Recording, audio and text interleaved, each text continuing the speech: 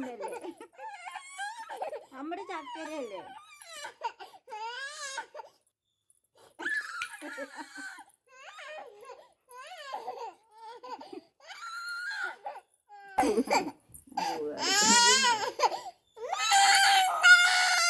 അപ്പോൾ ഇതാണ് നമ്മുടെ തുമ്പിക്കുട്ടി കേട്ടോ. വാശി കൊടുക്കുകയാണ് കേട്ടോ. അമ്മമ്മയുടെ അടുത്ത് വേണ്ടിയിട്ട് എന്തിനോ വാശി പിടിച്ച് കരഞ്ഞ് പൊളിക്കുന്ന ആളാണ്.